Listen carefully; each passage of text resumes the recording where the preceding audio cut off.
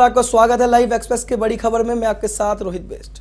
दिल्ली में 23 करोड़ की चोरी के मामले में पुलिस ने आरोपी ड्राइवर प्रदीप शुक्ला को घटना से कुछ ही दूरी पर गिरफ्तार कर लिया है। पुलिस के मुताबिक आरोपी ड्राइवर ने इस पूरी घटना को अकेले अंजाम दिया और दिल्ली की सबसे बड़ी चोरी सिर्फ इसलिए कर डाली कि वे अपनी कंपनियों के अधिकारियों से इस बात से नाराज था कि उसे कम तनख्वाह भी देते हैं और ज़्यादा काम भी करवाते हैं।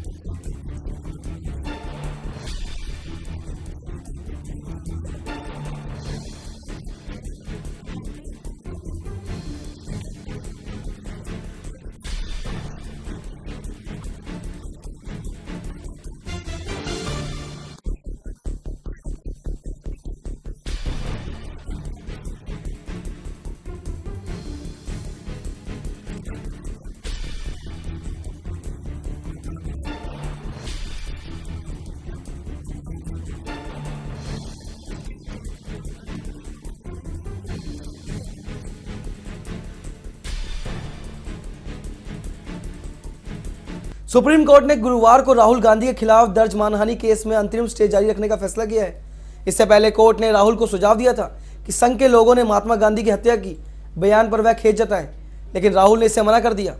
मामले की अगली सुनवाई 17 जनवरी को होगी।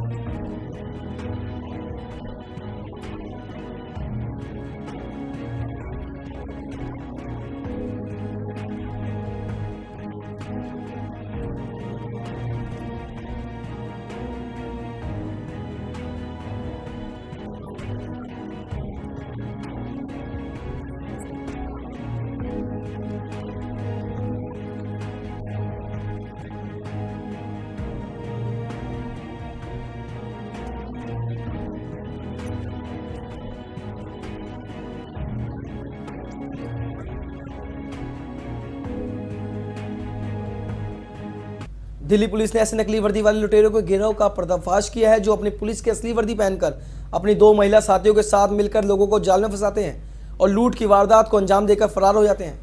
ताजा मामला वेस्ट दिल्ली के खिलाफ तिलक नगर का है। लुटेरों के नाम हरिओम बताए जा रहे हैं।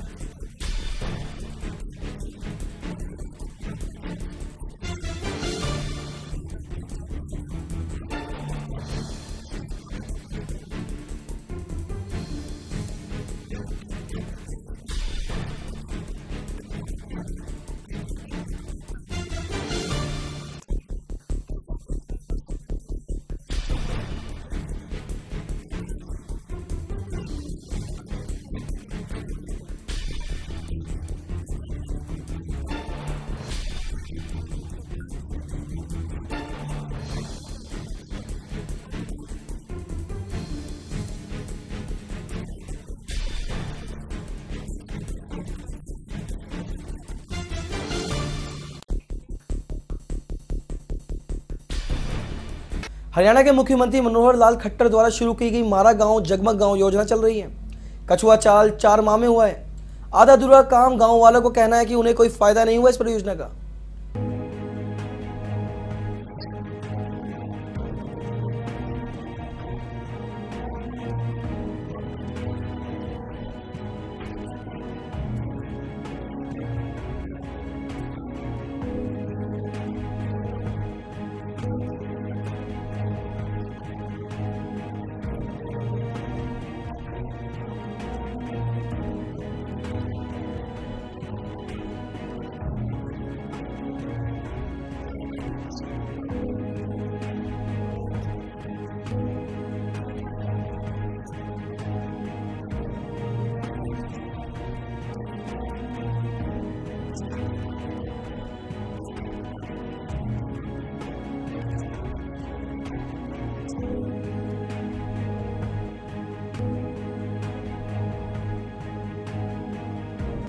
हमारा गांव जगमग गांव के अंदर इसके अंदर दलालपुर के अंदर हमारे 366 कनेक्शन थे। इसके अंदर 306 मीटरों की मतलब मीटर हम बाहर कर चुके हैं।